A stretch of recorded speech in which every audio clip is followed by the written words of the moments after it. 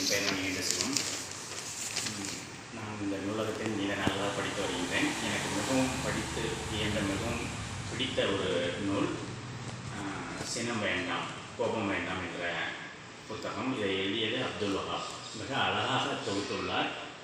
சினத்தின் சீரழிவு, சினம் என்றால் என்ன, சினத்தை அகற்ற வேண்டும், சினத்தின் மருந்து, சினம், ஒடுக்கு, பொறுமை குணம் இவர் கூறுகிறார். அவர் கோபத்தை பற்றி மிக விரிவாக தெளிவாக கூறியுள்ளார். ஒவ்வொருவரும் இப்பொழுது சாதாரண வீட்டுச் சூழலிலும் சரி, அரசியலிலும் சரி, அல்லது வெளியுலகில் வேலை பணி செய்யக்கூடிய இடமாக இருந்தாலும் சரி, கோபம் எளிதாக வருகிறது. அதை எப்படி அடக்க வேண்டும் என்று கூறுகிறார். 3 வகையாக பிரிக்கிறார்.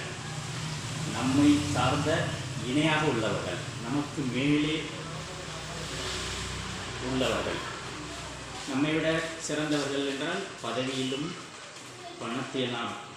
பணத்திலும் உயர்வான நிலையில் உள்ளவர்கள், நமக்கு கீழே உள்ளவர்கள். இவ்வாறு 3 வகையினரிடம் நாம் கோபப்படுகிறோம் என்று குறிப்பிடுகிறார். அது தேவையில்லாத ஒன்று. கோபத்தை அடக்குங்கள் என்கிறார்.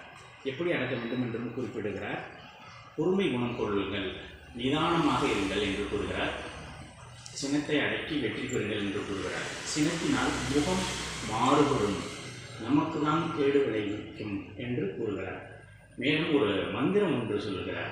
ஆவது பெல்லாது சைத்தான் என்பதை இதை கூறுங்கள், பலனடையுங்கள் என்கிறார். உண்மையாக உள்ளது. நான் படித்து வியந்த புத்தகத்தில் ஒன்று. அனைவரும் படித்து பயன்பெறுங்கள். நன்றி.